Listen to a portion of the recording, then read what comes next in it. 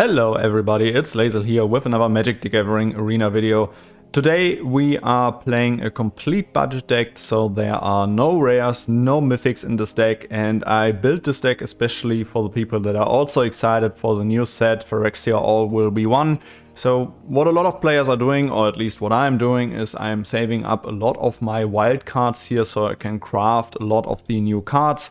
But I still want to climb in the ladder when it comes to getting good ladder ranking rewards, and I also want to have some very quick matches. So this mono red deck here fits perfectly as I've said, only commons and only uncommons. You can build it just with a few wild cards that you will have most likely laying around anyways. And yeah, we are playing mono red aggro, and let's quickly jump over the deck. We have Ancestral Anger. This is a common card and it is super dope, most likely because of the reason that you get to draw another card. A lot of cards that give you advantage, like Chandra for example, are cards that are already in the mythic range, and of course Chandra can use one of her loyalty abilities to exile one card and then you can still play the card. And Ancestral Anger ain't only just a pump spell for all of your creatures, but you also get to draw a card. It enables trample for the creature, which some of the creatures in this deck are lacking, but we will come to that later. Kumano Faces Kakazan is a card that you will see in most likely every mono red deck because it does so much for so little. You deal 1 damage to each opponent and each planeswalker. So sometimes when the opponent kills or lets you sacrifice one of your creatures with Liliana of the Veil and she's down to 1 loyalty and you have a Kumano in hand, you can just play it, ping your opponent for 1. And also Liliana for 1. It is something that more and more planeswalkers are lately showing up, and this card also deals damage to planeswalkers, which is super dope. Followed by Monastery Swiftspear. It's simple as that. Since Prowess came back, I knew I had to build around this mechanic because it is so powerful. Prowess triggers on every non-creature spell, so we are not talking about instants and sorceries. You can also talk about enchantments and stuff like that, which is why Kumano is still a great addition to this one. Second chapter, when you cast the next creature spell, it enters with an additional +1/+1 counter, and on the third chapter you get another creature that also exiles creatures of your opponent when they would die. So Tenacious Underdog is handled, the Anthem Soldier from Soldiers is handled, Unearthed creatures are handled, as long as Etching of Kumano is out. Great card. Monastery Swiftspear, don't have to say anything about that. Most of you might know her from the modern format, where she is always a great card. Followed by the Phoenix Chick. Flying in haste is something that is very important in this deck because there are sometimes scenarios when you simply cannot get around the opponent's Shieldred, for example, because she has 5 toughness, and then Phoenix Chick is just great. What I sometimes forgot when playing this deck is do always remember when your Phoenix Chick gets killed, remember her passive ability or her triggered ability that when you attack with 3 or more creatures, you may pay 2 red. If you do, return it from your graveyard to the battlefield tapped and attacking with an additional +1/+1 counter. I had scenarios where I thought, okay, this game is lost, I will just go for an all-out attack, and this trigger happened and I was like, whoa, I still have a Phoenix Chick in my graveyard. I can get around the opponent's ground blockers and by that deal the finishing blow. Great card, great addition in this deck. Play with fire, we all know it, it's the better shock, don't have to say much about that. You can also use it in very different scenarios where you just attack and you're like, okay, my opponent wants to block. Okay, I can use the prowess ability of my Swiftspear or from my Forge Chanter and just enable it with a quick play with fire to the face, still scry 1, get a little bit of advantage there. Super dope card. Yeah, as I was saying, followed by Dwarven Forge Chanter. It's a card that, for a common card, in my opinion, has so much on it where I think this is a great card. For 2 mana, you get a 1/3, and 1/3 is always something where I think like, okay, if there's more upside on this card is good in my opinion. It has Ward, pay 2. This is super dope for an aggro deck where you just want to hit your opponent as hard as possible and try to cheat in as much damage as possible. Sometimes your opponent is forced to use a cut down on your Dwarven Forge Chanter. They are forced to go for the throat or a bounce spell or whatever. And especially when it comes to the cut down scenario, just one simple interaction spell, for example a Play with Fire, is enough to get out of the cut down range, and by that, from the prowess trigger of course, they do have to pay the ward cost, then followed up by the prowess trigger, and you are just out of range for them. They have lost 2 life, 1 card for exactly nothing, and Dwarven Forge Chanter is a card that, in my opinion, is super dope. It's a dwarf, it's also a wizard, and I think it's a very good card. 1 free, great stat line. Lightning Strike, we all know it, 3 damage to any target. Reckless Impulse is just as Ancestral Anger, one of the cards where you are really like, okay, this is a card I really need to consider when to play it, how to use my prowess trigger around this card. But the simple text line of exiling the top 2 cards of your library and you may play them until the end of your next turn gives you so much card advantage. Also, sure, information for your opponent, but overall you're the one profiting from it. And in my opinion, very important card in this deck. We run every card in here with 4 copies. So I think that, yeah, every card in here is important as they all synergize with each other very well. True Inferno, very flexible card and often got me wins in the current ranked system. You choose one whenever you cast your next instant or sorcery spell, copy that spell, you may choose new targets for it. This can be interesting, for example, if you are in a standoff scenario and you just want to attack your opponent, and then you're like, okay, I need a little bit more pump, a bit more burn. I can copy a spell. Or if you attack with a very strong prowess creature, some of your creatures get jump blocked and maybe one of your smaller prowess creatures doesn't get blocked, then you can still consider to use the second mode to give that creature double strike, and followed up by our last card, the Whirling Strike. It's a card I think not many players play this card, especially in mono red aggro, but I think it is a very fitting card in this deck. Target creature gets +2/+0 and gains first strike and trample until end of turn.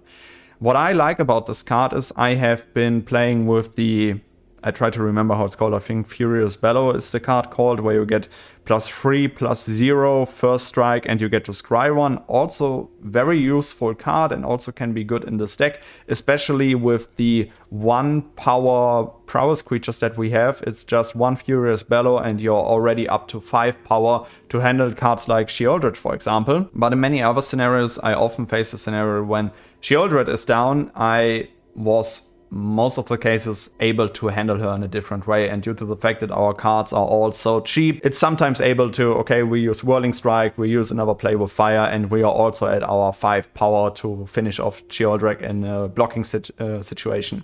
What I like about this card is the stat line of simply giving your creatures first strike and trample. You get, or in most scenarios, you get to keep your creature and you still get to trample over for the remaining damage, which is why I think Whirling Strike is a great addition. Because we are running 40 cards, we have only 20 mountains, but with such a low mana curve, I think, or from my experience, this is okay. And we could be way more aggressive when it comes to land, but I quickly rebuilt this deck here, and yeah, we will just jump into some games and see how the deck goes.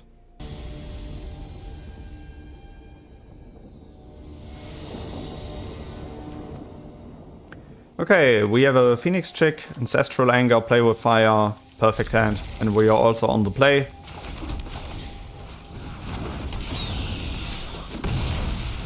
Hit our opponent for 1. Boros, okay. We can go for double Ancestral Anger. And we did play our land this turn, so when you've played your land this turn, I'm not that much of a fan from Reckless Impulse. So let's just go with double Ancestral Anger here, I guess.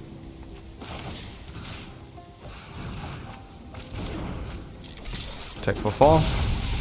Alright.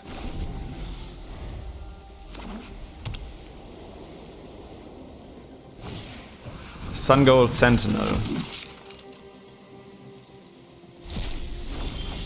Well, that makes our Ancestral Angers a lot worse. And I guess here I want to Reckless Impulse. Hopefully we will find a land. Alright, we got one. And first off, we will start with another Phoenix Chick, because it's damage that can get through. Monastery Swift Spear would be a card that would just run into the Sun Gold Sentinel and we wouldn't have anything from that. Yojin Frontliner. Alright. Opponent goes for the next Ancestral Anger. Yeah, that's pretty bad because Ancestral Anger synergizes with the remaining ones in the graveyard. We will play our Swift Spear here. Followed by Kumano because we want to set up the Force Chanter. Monastery Swift Spear is now already out of range for the frontliner. We get a Sacred Fire. Okay, luckily we do have the Play with Fire here. And yeah, we will just go up face. On our Prowess trigger, now a Wording Strike is not what we need. What would be perfect is a land.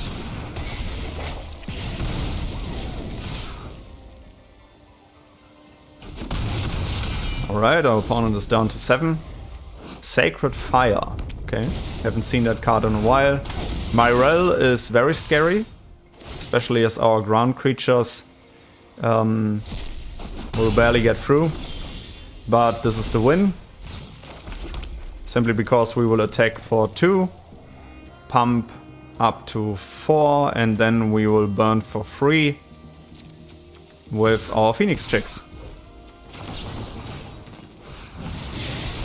Prowess trigger and Lightning Strike up face.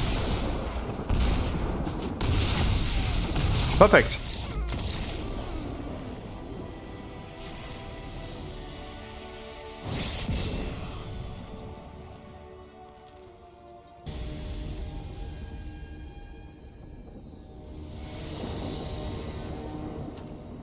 Okay, our opponent is on the play, we are on the draw. Double Phoenix Chick, Reckless Impulse definitely helps.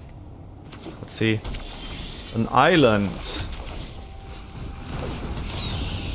Fading Hope. No, okay. Consider. Okay, nothing. Cool island, by the way.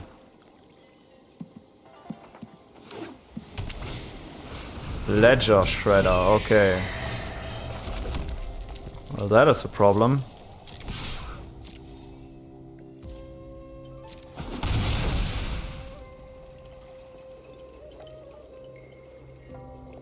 I think I have to kill it right away. Yeah, I do.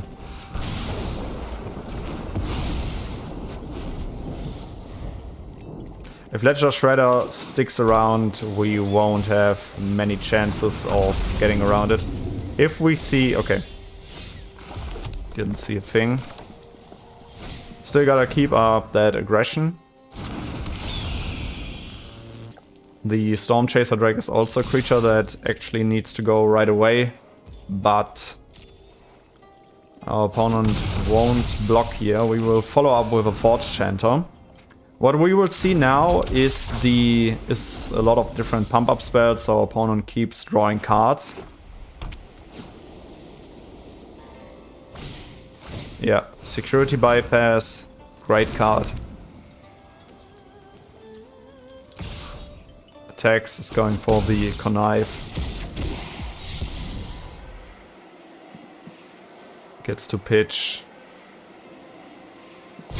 Another Security Bypass, okay. Well, we will Reckless Impulse first. Hope to find another land. Our opponent might counter it. Okay, they Spell Pierce it. We still get the Prowess trigger, also a great thing about Prowess, as it triggers on cast. Opponent down to 12.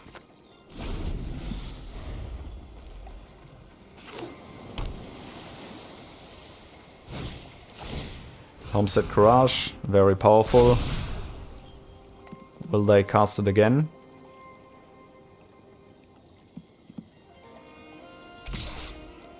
Okay, they will first Connive.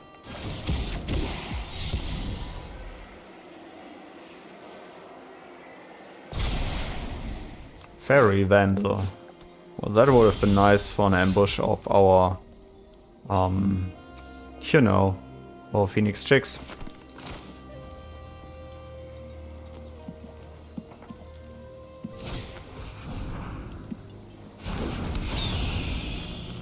We will still keep attacking, because now we have 3 creatures. If one of our Phoenix Chicks gets ambushed, we can kill it, okay. If our opponent has an instant pump spell, or Forge Chanter is going to die, or Shore Up or something like that, and we won't get anything out of it, we can most likely safely protect our Phoenix Chick by using the Whirling Strike here. We can make the risky play and pump out the Forge Chanter here.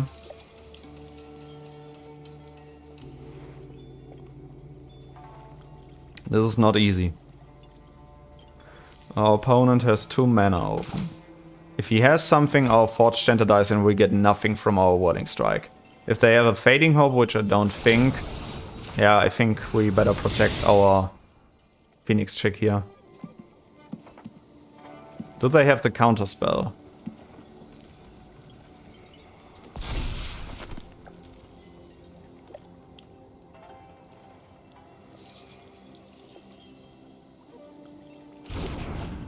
That resolves.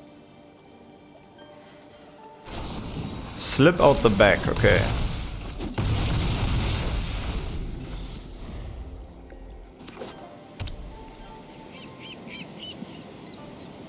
If we draw another land, we might get through next turn.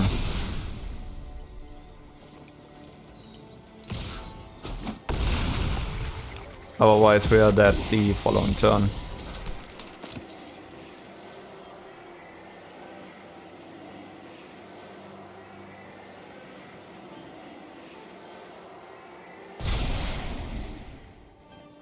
Pitch is a spell pierce. Okay. Whoa, okay. We didn't find the land. Yeah, this is lost.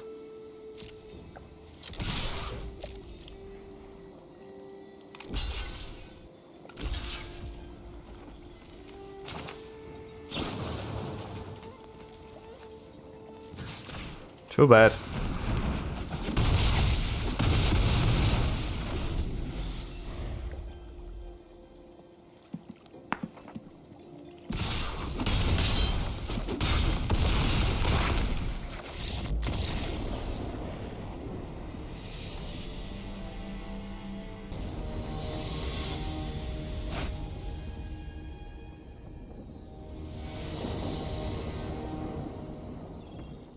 Okay, we have a Forge Chanter, we are under the draw. A little bit of interaction. It's slow, but we will try. Okay, Kumano, perfect draw here.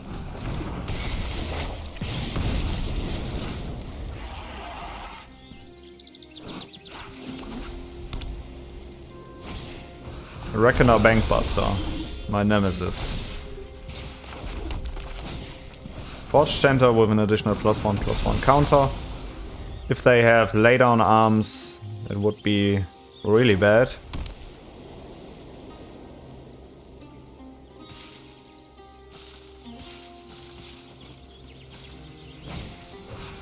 Lauren! Ooh, okay. This is bad. Let's see what we draw. Another mountain, okay.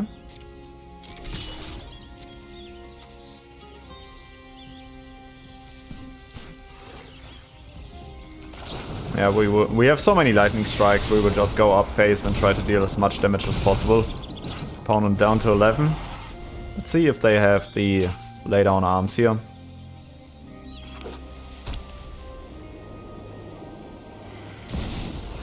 Sarah Paragon, okay. Also scary. To Inferno, this is actually really good.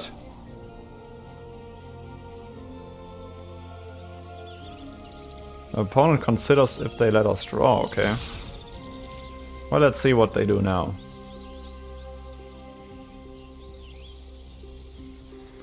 They accrue nothing. Well, if we use the Twin Inferno to double, we got 6. Okay, let's copy. We can burn, we burn as much as possible.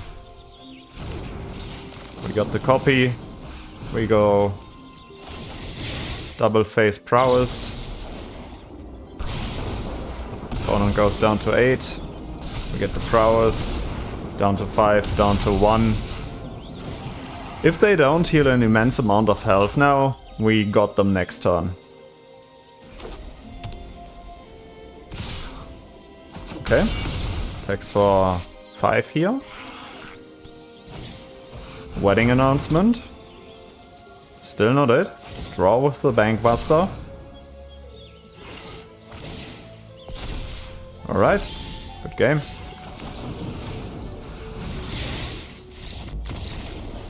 Okay, that was super dope. Also super risky. But we pulled it off.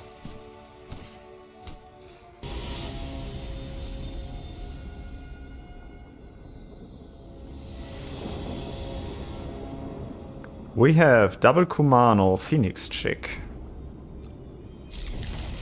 We are on the draw. Hopefully we draw something good here.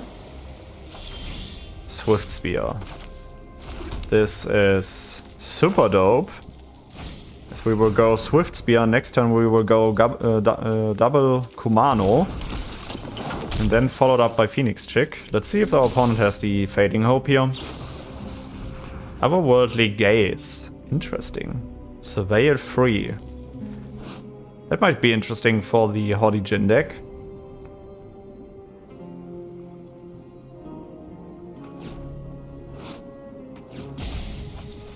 Impulse Island keeps 1 on top, okay.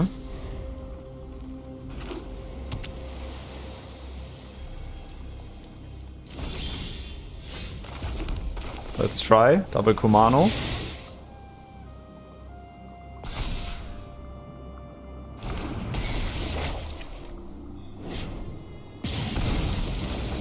Try another Kumano.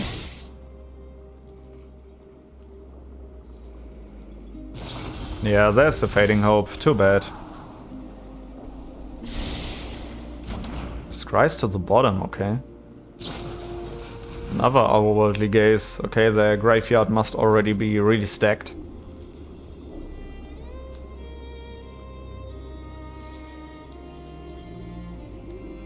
If they have a Terror in hand, we would have some huge problems.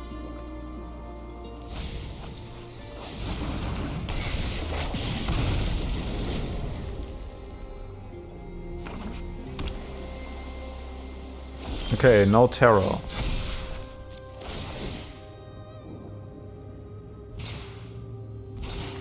The sad thing is now, if we play our next creature spell, which we will bait with the Swift Spear, they will just counter it and we won't get any of the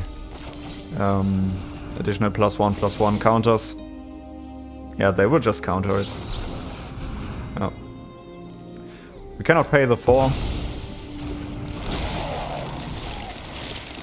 So we have to come up with the Phoenix Chick, and now is a window where we can resolve the Ancestral Anger, which I will just do, so we get the safe card draw here.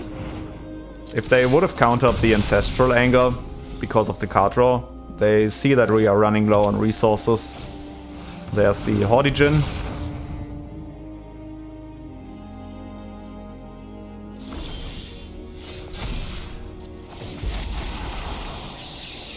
Double Play with Fire can take care of the Hodi Jin. So what we will do now, we will try to bait what they have. We will start off with the Reckless Impulse here. Okay, they let it resolve. And that nicely. I think we can wait for 1 turn until we release all of our resources here.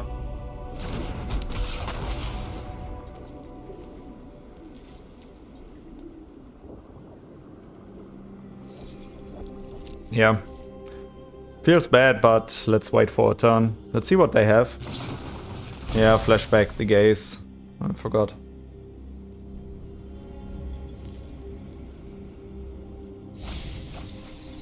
Mill 2.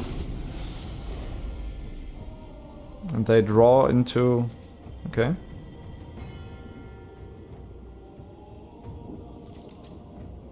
Okay. Let's start off with the Phoenix Chick. Continue with the Swift Spear.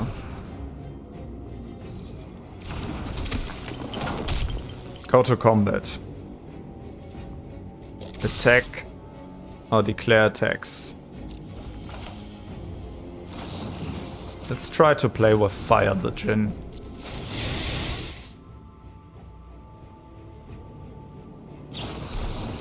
Airtie Scorn, okay.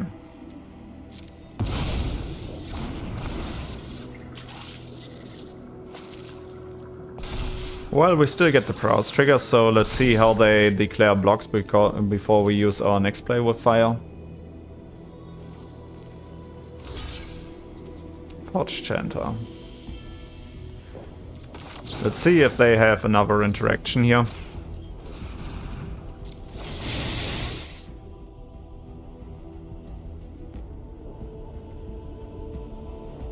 Wow, do they really have the Fading Hope here?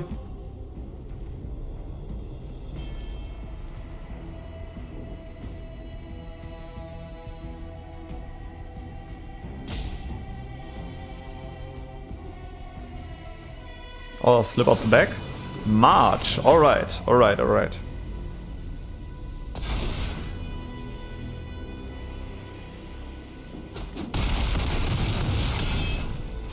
They will gaze now. The thing about gaze, I just realized, is after they use the flashback, it will go to exile, and that will also shrink down the Horde Djinn. First, well, that is a draw. I mean, they found it with the gaze, so let's see what they pitch.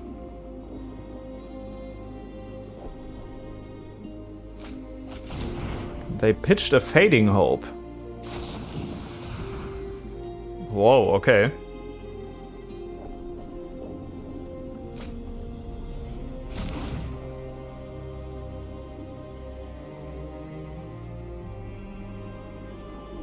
Remember, the cage zombies cannot block. Well, that seems good for us. What a game! What a game against Mono Blue. Alright guys, so I hope you enjoyed these matches. What I do have to say, due to the fact it is simply a budget deck, and for me personally that's totally fine, but I think, especially in mono red, the more budget your deck, the easier it is to interact with it and break down its usual synergies. So once your synergies gets broken down, or once your synergy gets broken down, it is really tough for you to recover from that if they handle your key essential spells to refill your hand, like Ancestral Anger or Reckless Impulse. And then you really struggle with that, but this deck, in my opinion, is great for players that just want to get a few games down, want to get their daily wins quickly, and you can pretty easily and also early see if you can still make it or not. Sure, you can always play it until the end, but if you're lacking in time, which unfortunately often happens or sometimes happens, this is a great deck because you see pretty early, hey, I still have a chance, hey, I might be winning this, or okay, this game is over, Sheoldred has been on the field for several turns now, my opponent is healing so much, I cannot get through, then you know, okay, maybe I just quickly concede here and go right into the next game. This is what this deck is built for. I think it works out perfectly exactly for that scenario. Grind your daily wins, grind your wild cards, get ready for the new set and stock them up so you can craft some cooler rares and mythic cards and build the decks that you are actually already hyped about right now. I hope you enjoyed this, and then I would say see you in the next video. Goodbye guys.